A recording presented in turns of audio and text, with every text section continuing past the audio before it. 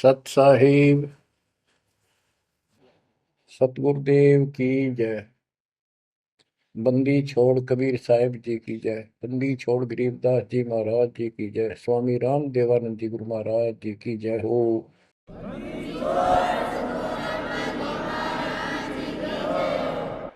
सर्व संतों की जय, सर्व भक्तों की जय, धर्मी पुरुषों की जय। श्री काशी धाम की जय, श्री सुडानी धाम की जय, श्री क्रोथा धाम की जय, श्री बरवाड़ा धाम की जय। सत साहिब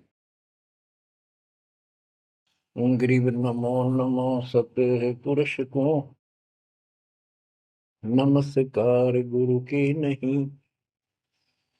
सुर नर मुनिजन साधुआ संतों सर्वस दीन। सतगुरु साहिब संत सब दंडवतम प्रणाम। आगे पीछे मध्य हुए इनको पूर्व। कबीर सतगुरु के उपदेश का सुनिया एक विचार। जय सतगुरु मिलते नहीं जाते नरक द्वार। नरक द्वार में दूत सब करते खेचा तान। उनसे कभू नहीं छूटता फिरता चारों खाने। कबीर चार खानी में भरमता कबहू न लगता पार। सो फेरा सब मिट गया मेरे सतगुरु के उपकार। जय जय सतगुरु मेरे की जय जय सतगुरु मेरे की।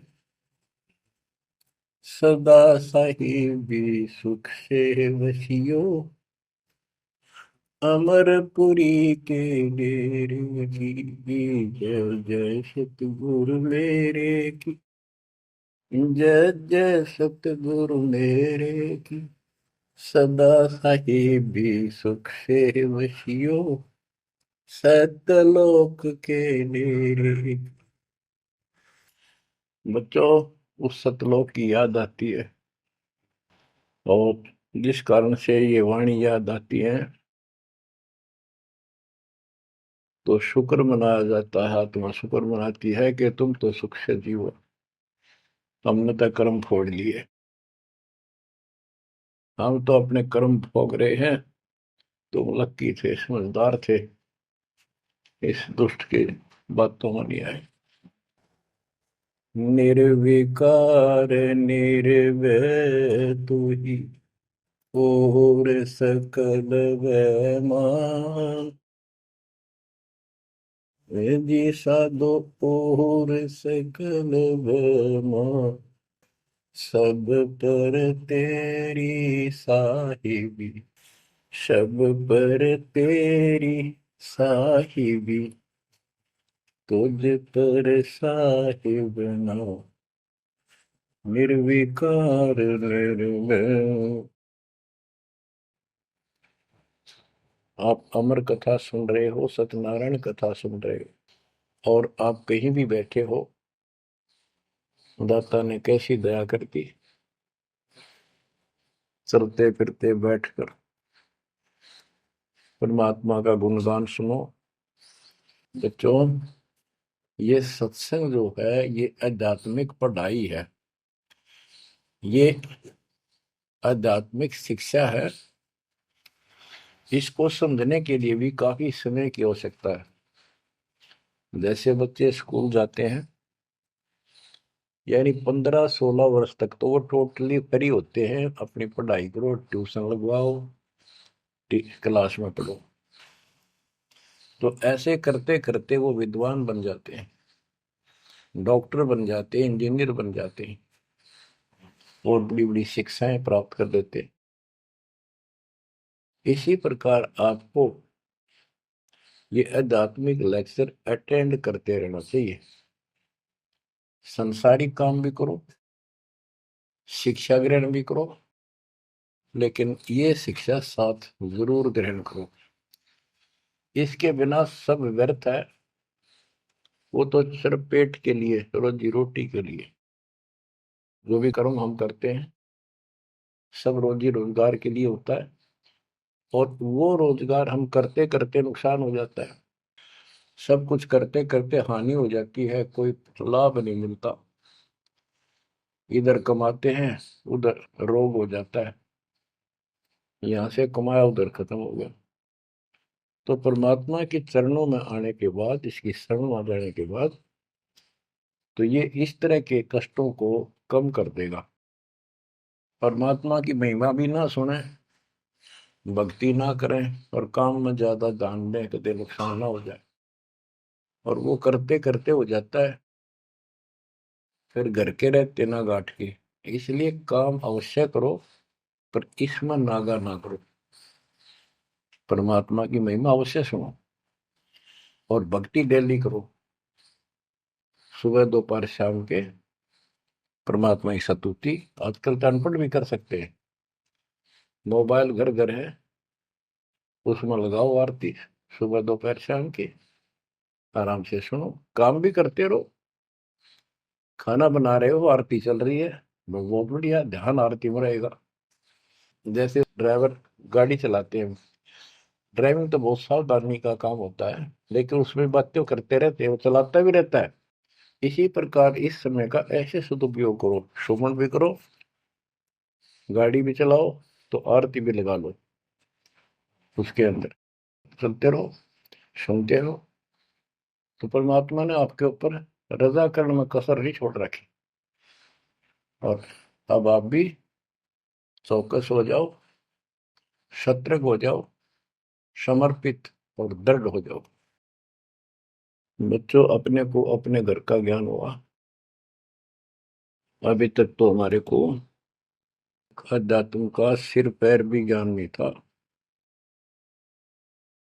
और जब तक बच्चों हमें विश्वास नहीं होता कि परमात्मा कौन है, इसका प्रमाण कहाँ है, कहाँ प्रूफ है, और हमारी आत्मा इस बात को नहीं स्वीकार कर लेती क्या सचमुच यही सत्य है, तब तक हम भक्ति भी करते रहते हैं और आत्मा अस्थिर रहती है, मन अस्थिर रहता है। कोई भी कोई साधना बताता है, हम उसी को करने के लिए तत्पर हो जाते हैं।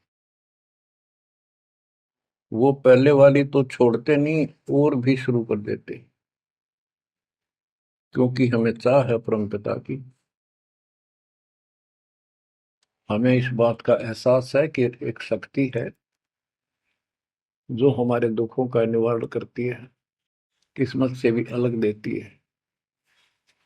किस्मत में दुख आया, प्रारब्ध में कष्ट हुआ, तो हम उसके निवारण के लिए किधर झाड़ फूक वालों के पास, कहीं हाथ दिखाने गए, कहीं पहाड़ों पर किसी ने बताया वहां गए, व्रत रखने को कहा वो रखा। हमने हर तरह से कोशिश की कि कोई सुख प्राप्त हो, ज्यादा धन प्राप्त हो, लेकिन ऐसा कुछ नहीं हुआ। वैसे कभी इत्तेफाक से कोई दाव लग गया, कोई हटकर कोई ऐसा लाभ होता दिखा हो गया, वो होना तो था कर्म का, प्रारब्ध में आ गया कोई, और वो सूत बैठ गया, और हम और दृढ़ हो गए उन्हीं पूजाओं पर, उन गलत साधनाओं पर जो गीता में मना कर रखा है। दास अपनी बताता है, ये आपके साथ भी अवश्य हुई है, आपको अब एहसास होगा। जैसे दास बचपन से रामकृष्ण और विशेषकर विष्णु जी का, कृष्ण जी का विशेष भक्त रहा है, इसके साथ हनुमान जी के प्रति भी लगन में, तड़प में, चाह में कोई कमी नहीं थी। इस कारण से मंगलवार का व्रत रखना, किसी ने बता दिया कि जरूर राजस्थान में सालासर एक स्थान है जहां पर हनुमान जी का बहुत प्रसिद्ध मंदिर है और वहां जाने से सारे सुख हो जाते हैं। तो दास सिरसा सर्विस करता था। हरियाणा का एक शहर है, पंजाब से सटा हुआ डिस्ट्रिक्ट है।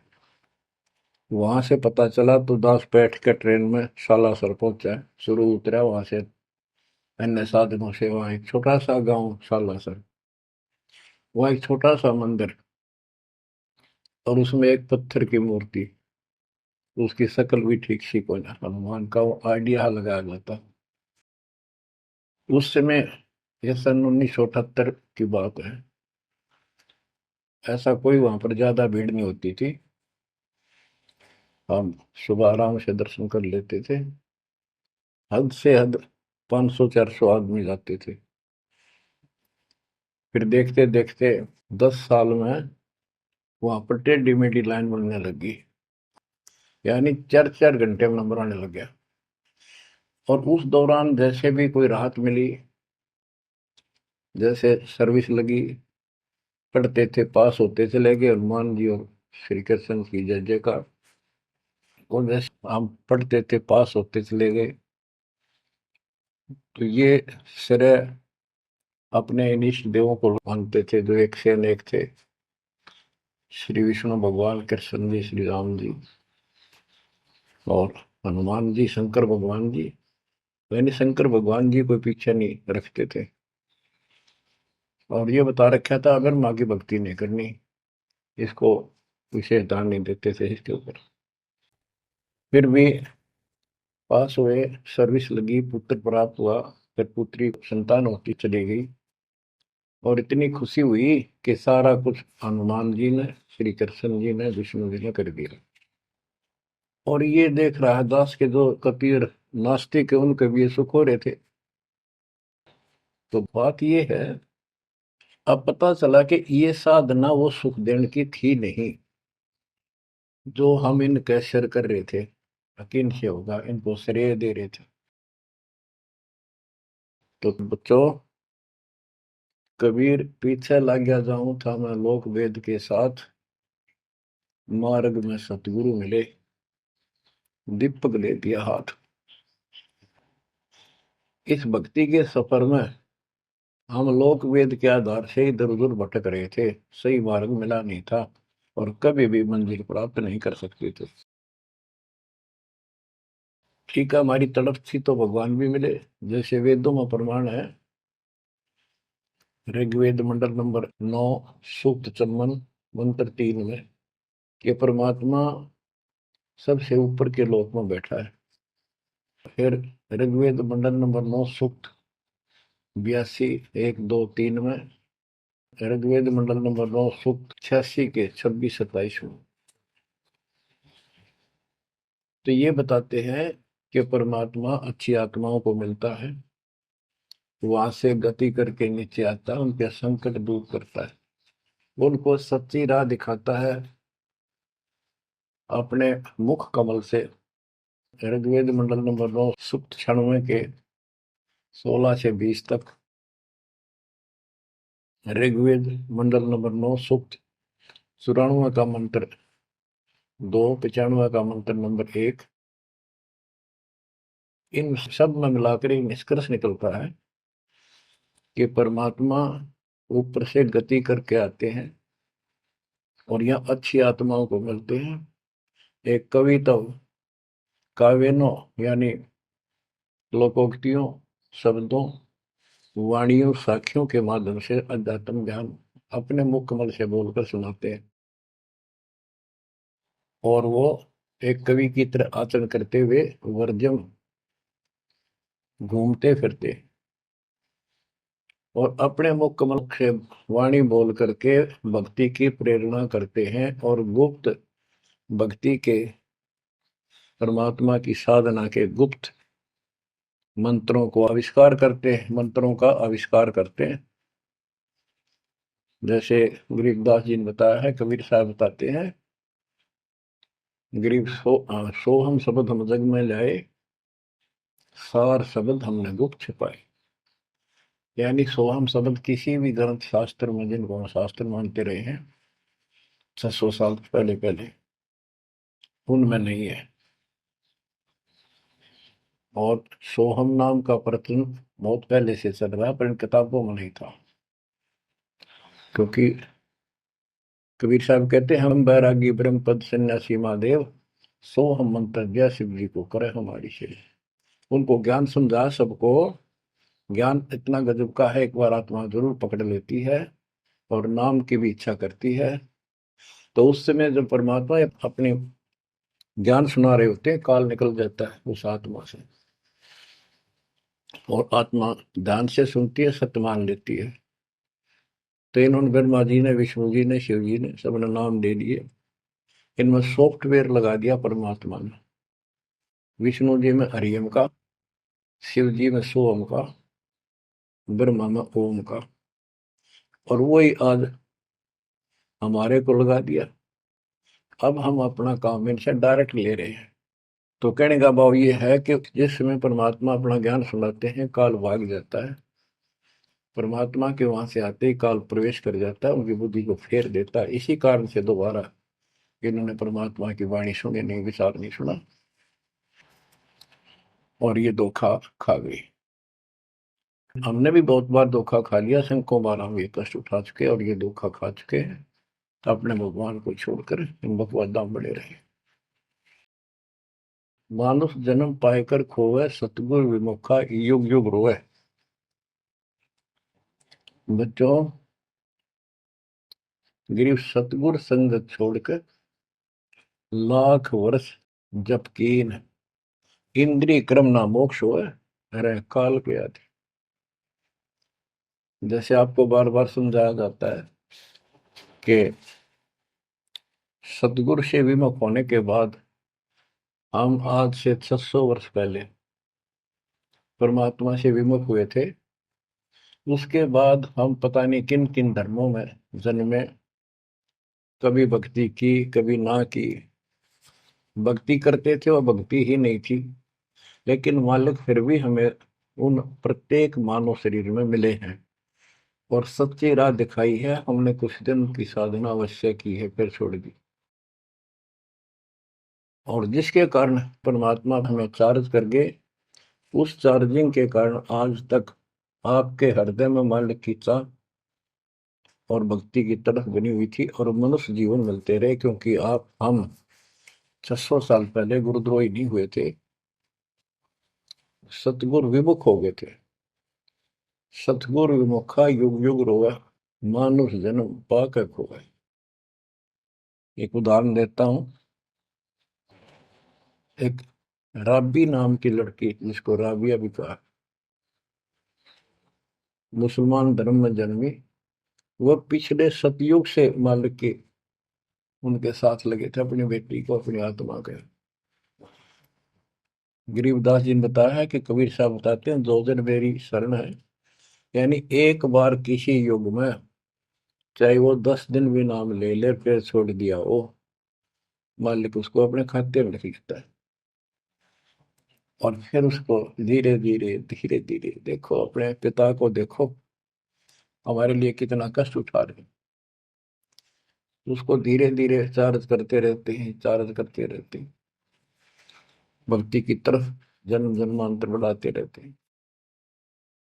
उसी कर्म अनुसार, उसी क्रिया में वो लड़की आत्मा रब्बी बनी हुई थी। एक लड़की, मुसलमान घर में जन्म था, 12-13 साल की बेटी थी, भेड़ बकरियां चरा रही थी।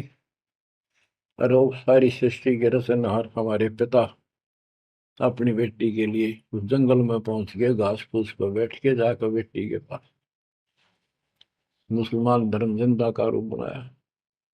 हमारे अंदर एक धर्म कर्म की ये भी एक समस्या है कि हम अपने धर्म वालों को महत्व देते हैं, दूसरों से नफरत करते हैं। ये काल की चाल है। इसलिए दाता सौ सब क्षेत्र में करूं अपने धन के काज, हिरण्यकशिपु जो मार दूं नरसिंह के साथ। अब्राहिम सुल्तान दम के बंदी बन के चले गए, एक नौकरानी बन के चले गए। क्या पड़ा था उनको? कोरडे खाए, नौकर बने, अपने बच्चे को नरक से निकालने के लिए कि तुम बालक को बुद्धि छोटी है, बच्चे की बुद्धि इतना काम नहीं करती, इस ज्ञान से आपकी बुद्धि विकसित होगी, आप कुछ दिनों में संकेत समझने लग जाओ। अब जैसे राबी को मालिक ने समझाया, तो बच्चों परमात्मा अपनी उस बेटी, उस आत्मा के राबिया के पास जाकर बैठ के जंगल में गर्मी सर्दी घास फूस के ऊपर बैठ के और उसको समझाने लगे, बेटी भक्ति किया करो। तो बच्ची थी, जैसे उस धर्म के अंदर जन्मी थी, उसमें जो साधना बताते थे उसको कहती थी हम करते हैं, ऐसे करते हैं, नमाज करते हैं, ईद बकरीद मनाते हैं। तो परमात्मा ने उनको काफी समझा, कई दिन लगातार जाते रहे, फिर चले जाते फिर आ जाते। अंत में लड़की ने स्वीकार कर लिया, भगवान मुझे वो सच्चा राह बता दो जिससे मोक्ष मिले। परमात्मा ने उनको मंत्र दिए, ये मंत्र दे दिए पांचों, लेकिन ये नहीं बताया ये किस किस के हैं, क्योंकि इसके बताने की जरूरत भी नहीं है। या तो चाबी है, किसी भी खजाने की है या कोई और सामान वाले की है, उस ताले के लाओ खुल जाएगा और उसमें जो सामान है आपको मिल जाएगा। फिर भी याद होना आवश्यक है कि ये इसमें यूं सामान है, इसमें ये सामान है। तो लड़की ने कुछ दिन मालिक की साधना की, 4 वर्ष। उसके बाद समाज के दबाव में शानी होगी, उसने यहाँ तक फैसला कर लिया कि ये तो संस्कार बढ़ते चले जाते हैं, शादी ही नहीं कराऊंगी, विवाह नहीं कराऊंगी। उसने निकाह करने से मना कर दिया। माँ बाप ने कोशिश की, लड़की जवान होगी, लेकिन बिल्कुल स्पष्ट शब्दों में कह दिया, मैं विवाह नहीं करूंगी, मैं अल्लाह खुदा को प्राप्त करूंगी। माँ बाप परेशान हो गए कि बच्ची है, इसने तो जिद लगा ली, और इसका जीवन कैसे पार होगा, कैसे पास होगा, तो हो ही नहीं सकता। बच्चों ने कहा, बेटी या तो निकाह कर लेना, हम दोनों मरेंगे। लड़की ने सोचा, चल माता पिता की हत्या का क्यों सिर पर दोष लूं, आगे अपने पति से बात कर रहे हैं। निकाह हो गया। मुसलमानों के अंदर लड़की से अपनी राय पूछी जाती है विवाह के समय कि क्या आपको ये विवाह मंजूर है, निकाह कबूल है। लड़की यस कर देती है तो विवाह होता है, न तो नहीं होता। ये स्वतंत्रता बेटी को है। उसने यस कर दी, विवाह होगा।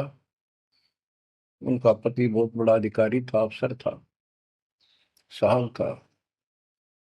मुसलमानों में एक से अधिक विवाह भी हो जाते हैं, सामान्य बात है। तो उसने यही विचार किया था कि तो शादी और कर लेगा, वहां दबाव बनाऊंगी, ना तो मर जाऊंगी और क्या इलाज है। तो उसने अपने पति से अपना उद्देश्य बता दिया, मैं भक्ति करना चाहती हूँ, मेरी कतई तमन्ना नहीं है कोई शादी और बच्चे पैदा करने की। यदि आप मेरे साथ जबरदस्ती करोगे तो मैं सुसाइड करूंगी। उनका पति भगवान से डरने वाला मुसलमान था, वास्तव मुसलमान था। उसने कहा, राबिया आपने निकाह कबूल क्यों किया, ये बता। उसने कहा कि मेरी मजबूरी थी, मेरे माता पिता मर जाते, मैं वो दोष नहीं लेना चाहती थी,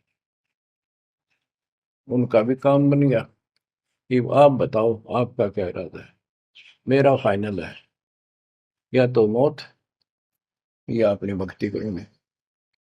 इतना दृढ़ विश्वास देखकर उसने कहा कि राबिया कोई बात नहीं, आप भक्ति करो, मैं अल्लाह के मार्ग में बात नहीं बन सकता, मैं भी भगवान से डरने वाला हूँ। लेकिन जैसे आपकी लोक लाज के कारण आपके पिता की समस्या प्रबल थी, इसी प्रकार समाज हमारा भी है, लोक लाज हमें भी है।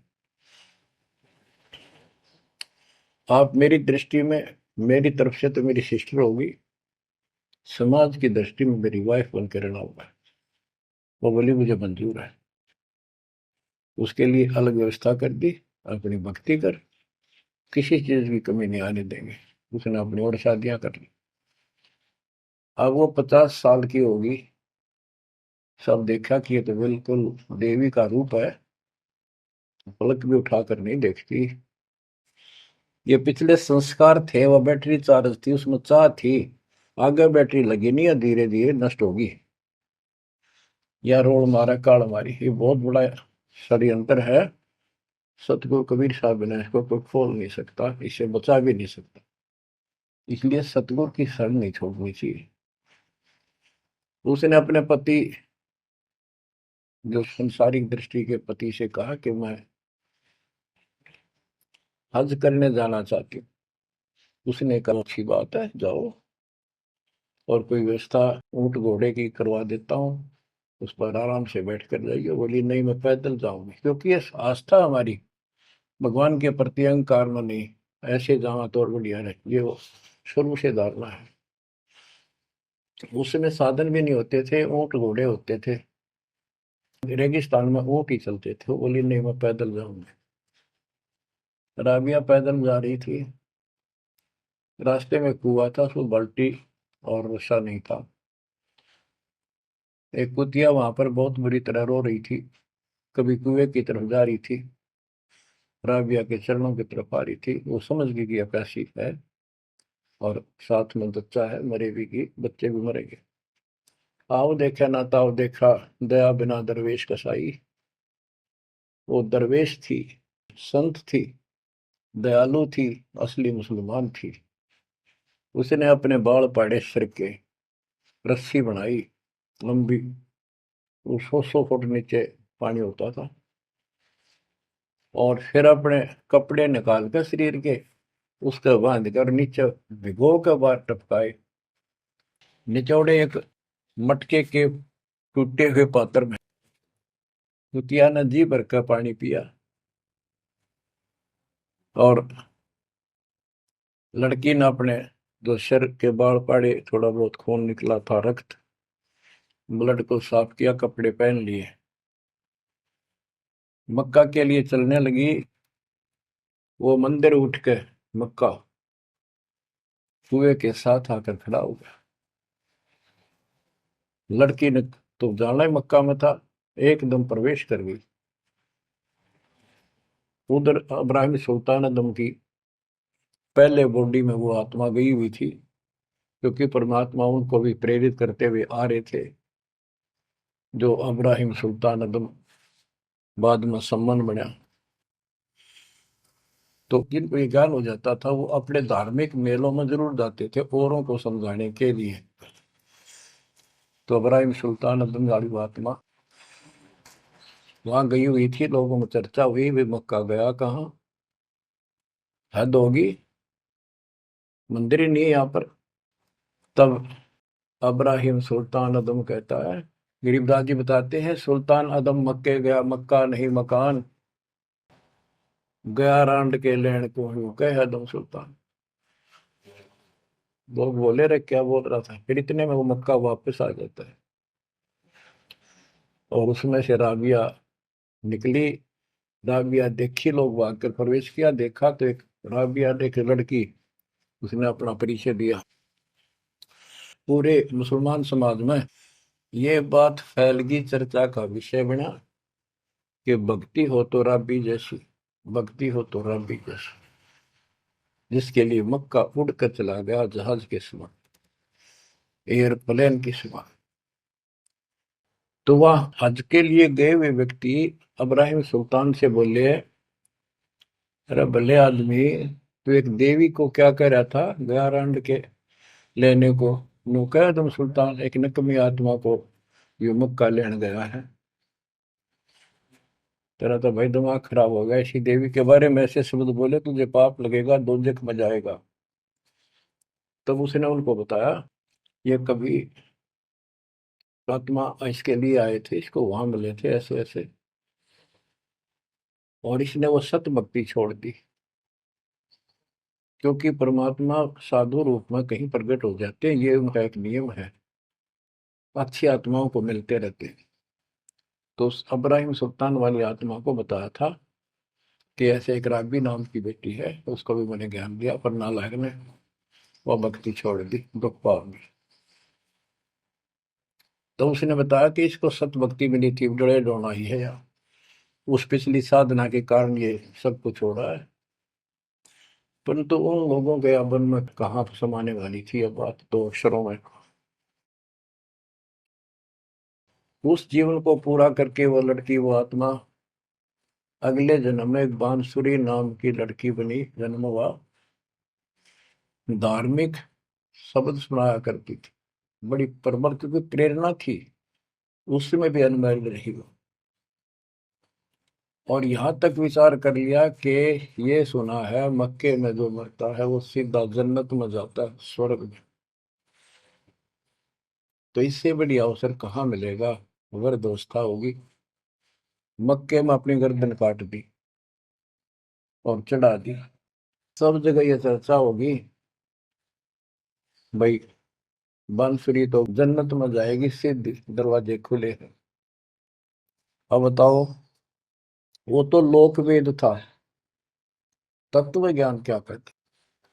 उसके बाद वो लड़की अगले जन्म में फिर लड़की रूप में जन्मी, युवा होकर वैश्या का जीवन दिया, सारा जीवन गंदे कर्म करो, एक भी अच्छी सोच नहीं थी, छोड़ दिए कर्म काल में। मानुष जन्म पाकर खोए, सतगुर विमुखा युग युग रो। वो फिर मर गई उस गंदे जीवन को भोग कर, पाप इकट्ठे करके ढेर लाख। उस 3-4 साल की साधना से उसको मनुष्य शरीर मिलते रहे। उस दौरान परमात्मा ने कोशिश की, लेकिन वो रंग में रंग चुकी थी।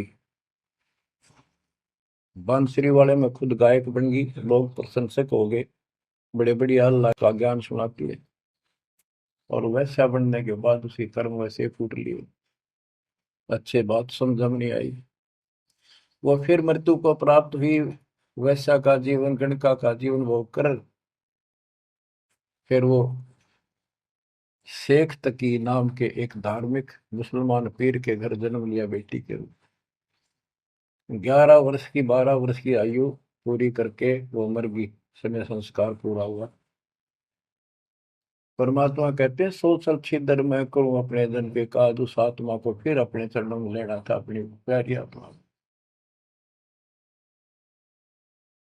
जो जन मेरी शरण है ताका हूं मैं दास, केल के लाग्या करूं जब तक धरती आकाश। तो कारण बनाया, शेख तकी के मन में ये धारणा पैदा की कि राजा सिकंदर लोदी से, जो उसका धार्मिक पीर था शेख तकी, उसने कहा कि आप कहते हो इसने, कबीर ने रामानंद जी को जीवित कर दिया, गर्दन काट दी थी आपने, और आपका जलन का रोग ठीक कर दिया, कमाल जिंदा कर दिया। वो तो वैसे उसमें सदमे में था, वो ऐसे वैसे हो जाता, इत्तेफाक उसको जीवित होना था, इसका कबीर का नाम बन गया। जब जानू मैं इसको, मेरी बेटी को जिंदा कर दे जो कब्र में दबी हुई है, 15-20 दिन हो गए। तो कबीर साहब से कहा गया, कबीर साहब ने कहा कि आसपास के लोगों को बता दो कि आ जाओ, एक कमाल होगा। उस शेख तकीर ने ढिंढोरा पिटवा दिया कि इसकी बेइज्जती हो तो छक्का हुआ है, मूर्ख बना रहा। उधर कबीर साहब ने कह दिया कि भाई खूब बुला लो, आस पास जितने बुला सकते हो, सबके सामने देखते हैं परमात्मा की क्या रजा होती है। हजारों व्यक्तियों के सामने कबीर साहब ने कहा, एक शेख तकी की बेटी जीवित हो जा। कब्र खुलवा दी, उसमें 100 पड़ा था। कहा एक शेख तकी की बेटी जीवित हो जा, लड़की नहीं जीवित हुई। फिर दोबारा कहा, फिर भी जीवित नहीं हुई। शेख तकी नाचन लग गया, खुल गई पोल डोंगी की। देखो ये बकवास करता था, सुन लो भाई, है डोंगी पाखंडी झूठा। तो परमात्मा ने कहा कि शेख तकी तू कोशिश कर ले। तो और दूसरे बोले, जी ये कुछ करने जोगा होता था, अपनी बेटी ने कौन मिट्टी में दाबा है, आपका दया करो। तब कहा है कबीर की बेटी, जीवित हो और बाहर आ बेटा। इतना ही कहना था। सारा शरीर में कंपन हुई, डेड बॉडी जीवित होगी और उठ के बेटी बाहर आ गई। मालिक के चरणों में मस्तक टेका। 1.5 घंटा तक अपनी पिछली गलतियां और कबीर भगवान की समर्थता सबके सामने बताई और कहा कि ऐसे ऐसे मुझे भगवान मिले थे अल्लाह। ये खुद अल्लाह अकबर हैं, पूरी सृष्टि के रचने वाले, सबके दुख दूर करने वाले। मेरे कर्म फूट गए, मैं इनको छोड़कर ऐसे ऐसे गंदे जीवन जी के मैं आज फिर इनकी कृपा हुई, मेरा कोई मनुष्य जीवन शेष नहीं था। पशु पक्षी बनने वाली लाइन में खड़ी थी, ये परमात्मा वहां पहुंचे और धर्मराज के दरबार से मैं मुझे पेश किया, वहां से मेरे कागज निकाल दिए और मुझे साथ लेकर यहाँ आके छोड़ा है। बोलो सतगुरुदेव की जय हो, बद्दी छोड़ कबीर साहिब की जय हो।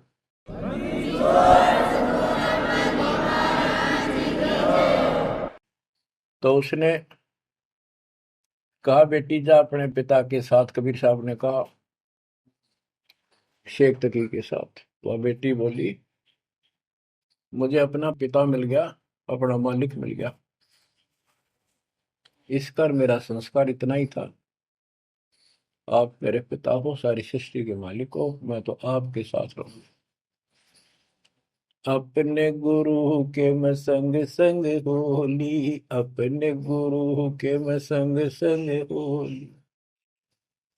सखेरे मोहे नेकन आई लाज, आज मोहे गुरु दर से दिखाए।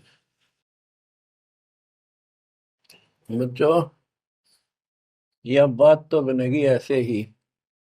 पानी कहते, देसी कहावत है, पानी तो झील में नीचे के स्थान पर आके ही टिकेगा। वैसे पलट में कितना ऊंचा चढ़ जाए लेकिन टिकेगा वहीं आके। मन का तूफान बकवादों का, कहीं धक्के खा लो, आके बात बनेगी सतगुरु शरण। तो कहते हैं गरीबदास जी का है, गरीब सतगुरु संगत छोड़कर लाख वर्ष जबकि इंद्रिय कर्म ना मोक्ष हो, रहे काल के आखी है। सतगुरु पूर्ण संत की संगत छोड़कर चाहे लाख वर्ष तक ये जप करते रहियो, चाहे ये जाप करते रहना, इसका कोई यूज नहीं होगा, क्योंकि कनेक्शन कट चुका होगा, मर्यादा भंग होगी।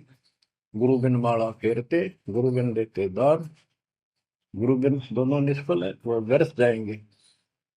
बच्चों परमात्मा हमारे लिए भटक रहे हैं, इन पिछली गलतियों से सबक लो, इनको फिर से ना दोहराना। जैसे आपको बताया है कि कबीर भगवान है, ये सारी सृष्टि के रचने वाले हैं, ये हमारे पिता, हमारे जनक है, हमारे कष्टों को दूर करने वाले संकट मोचन यही है। लेकिन हम इनको छोड़कर अन्य उपासना करते रहे हैं। जैसे गीता अध्याय 16 श्लोक 23 और 24 में स्पष्ट कर दिया है कि शास्त्र विधि को त्याग कर जो अपनी मर्जी से इच्छा से मनमाना आचरण करते, मनमानी साधनाएं करते हैं जो शास्त्रों में प्रमाणित नहीं है, उनको न तो कोई सुख हो, न कोई सिद्धि प्राप्त हो, कार्य सिद्ध हो जिससे, और न उनकी गति यानी मोक्ष हो। तो भक्ति करते इसी के लिए है। ये तीनों नहीं हुए तो उस भक्ति का फायदा क्या, लड़ाई ढोने वाली बात।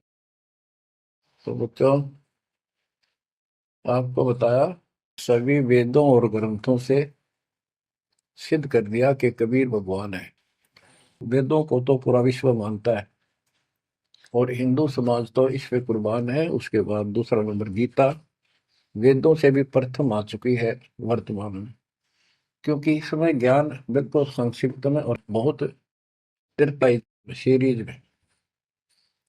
तो इसलिए इनमें सबसे आपको प्रमाणित कर दिया कि कौन सी भक्ति करनी है, कौन सी ना करनी है। गीता अध्याय श्लोक 23 में तो 16 के 23 में तो बता ही दिया कि शास्त्र विधि को त्याग कर मैं अनाटन करता हूँ, को कोई यूज नहीं। 24 में कहा कि इससे तेरे लिए अर्जुन शास्त्र ही प्रमाण है, कर्तव्य जो साधना करने योग्य है और अकर्तव्य जो ना करने वाली है, इन्हीं के आधार से करो। गीता अध्याय 9 श्लोक 25 में कहा कि भूत पूजने वाले भूतों को प्राप्त होंगे, पितर पूजने वाले पितरों को प्राप्त होंगे, देवताओं की भक्ति करने वाले देवताओं को प्राप्त होंगे, और मेरी भक्ति करने वाला मुझे प्राप्त होगा। अपनी साधना का पूरी गीता में 8वें अध्याय के 13वें श्लोक में एक मंत्र बताया है, ओम इति एक अक्षरम, ओम इति एक अक्षरम व्यवहारण माम मम ब्रह्म अनुसमरण। ओम इति एक अक्षरम मम मम ब्रह्म यह पर्याप्ति तजन देव से याति प्रभाव। मुझ ब्रह्म का केवल एक ही मंत्र है जिसका जाप करना अंतिम सांस तक जो इसकी साधना करता है, वो मेरे से इस ओम से प्राप्त होने वाली गति को प्राप्त होता है।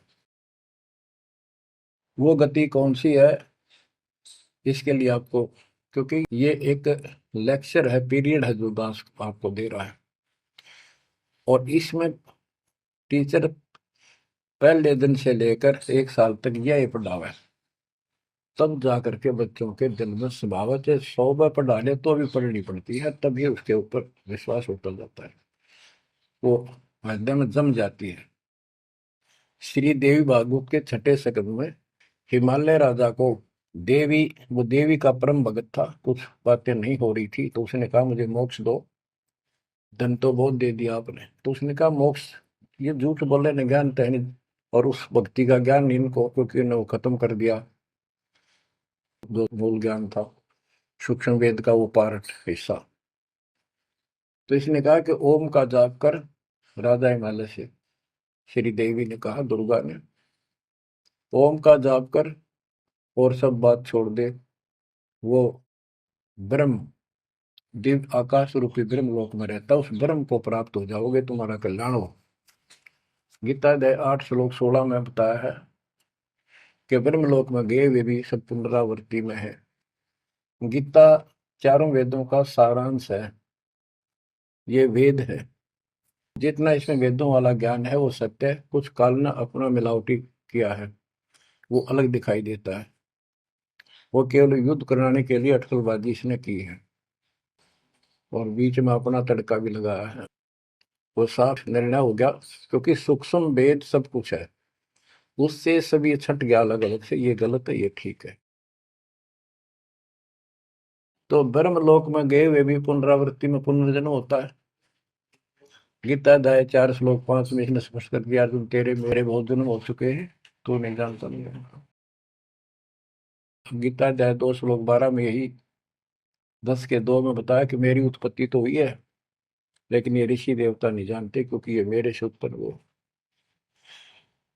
फिर उस ज्ञान को, जैसे जहां से शुरुआत हुई थी कि परमात्मा सतलोक से सबसे ऊपर के लोक में रहता, वहां से चलकर गति करके आता है, अपना सच्चा ज्ञातम ज्ञान खुद बोलकर बताता है। गीता अध्याय 4 श्लोक 32 में, ये कोड वर्डों में है गीता ज्यादातर, उसमें बताया कि जो ज्ञान ब्रह्मणे मुखे सचिदानंद घन ब्रह्म ने अपने मुख कमल से बोली वाणी में बोला है, उस वाणी में विस्तार के साथ लिखा है, उससे ये पूर्ण मोक्ष होगा, फिर कभी जन्म मरण नहीं होता।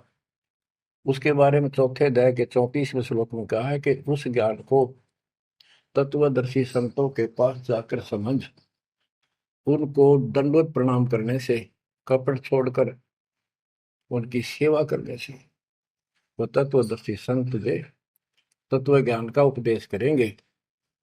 गीता अध्याय 15 श्लोक 1 में स्पष्ट कर दिया है, जो इस उल्टे लटके हुए संसार रूपी वृक्ष की के सभी विभाग का नारा नारा ज्ञान बता देता, सभी विभागों का पार्षद सवेदवित वो वेद के तात्पर्य को जानने वाला है। गीता अध्याय 15 श्लोक 4 में कहा है कि उस तत्व ज्ञान के प्राप्त होने के पश्चात उस तत्व ज्ञान रूपी शस्त्र से इस अज्ञान को काट कर, यानी तत्व ज्ञान को ठीक से समझकर उसके पश्चात परमेश्वर के उस परम पद की खोज करनी चाहिए, जहां जाने के बाद साधक फिर लौटकर संसार में कभी नहीं आते। और उसी की भक्ति करो जिसने सारे संसार रूपी वृक्ष को बनाया है, सृष्टि रची है।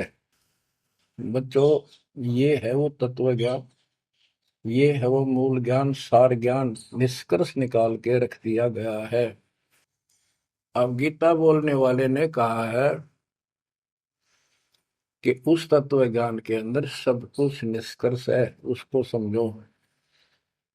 यही कुरान शरीफ के अंदर, कुरान मजीद के अंदर सूरत फुरकानी 25 आयत 52 से 59 में यही स्पष्ट किया है। वो कबीर नाम का परमात्मा है जिसने सारी सृष्टि रची, जिसने सब आपको संतान माता पिता का रूप दिया, सबके कर्मों को वो काटने वाला है, सबके कर्मों को ठीक से जानता है। 6 दिन में सृष्टि रच के जो 7वें दिन तक पर जा विराजा, उसकी खबर किसी बाखबर से पूछो। गरीबदास जी कहते वेद कतेब एक है भाई, और वेद कतेब का ज्ञान है दूर, वो संतों का मार्ग दूर। ये अधूरा ज्ञान है, जब इसमें स्पष्ट है ही नहीं, जब ये कह दिया कोई और बताओगा तो वो और अब आपके सामने है, आपको प्राप्त हो चुका है। अब भी बच्चों नहीं समझोगे तो कौन सी विधि अपनाएं जो आपकी आंखें खोले। कबीर द्वार धनी के पड़ा रहे, धक्के धनी के खावे, 100 काल जो ही पर द्वार छोड़ नहीं जावे। अब आपने इतना करना है, इस ज्ञान को समझकर मालिक से दूर ना होना, सतगुरु विमुखा मत हो जाना। इसमें आपको अच्छा लगे चाहे कोई कष्ट लगे, वो कष्ट भी गॉड गिफ्ट होगी। हो सकता है पता नहीं कौन सा पाड़ सा कष्ट आपका हल्के में टल रहा हो, पर जल्दी ना करया करो। और तो धरती पर कहीं जा रही हो तुम्हें कभी राहत नहीं मिलेगी। तो बच्चों, मानत ना मन मोरा साधो, मानत ना मन मोरा रे, बार बार मैं ये समझाऊं जग में जीवन थोड़ा रे, बार बार मैं ये समझाऊं जग में जीवन थोड़ा है। दुविधा दुर्मति चतुराई में जन्म गया नर तोरा रे, अब भी आने में लो सत्संग में, करो गुरु ज्ञान पर गौरा रे।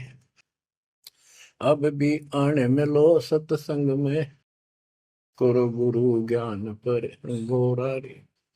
शरण पड़े को गुरु संभाले, जाने का बालक भोला रे। कह कबीर तुम चरण चित राखो, जो सोई में डोराए। कह कबीर तुम चरण चित राखो, जो सोई में डोरा रे। मानत ना मन मोरा साधो, मानत ना मन मोरा रे, बार बार मैं ये समझाऊं जग में जीवन थोड़ा रे। बच्चों, जैसे धागा सुई में चिपका रहता है, ऐसे लटके रहियो परमात्मा के दास के चरणों, मोक्ष मिलेगा सत्साहिब।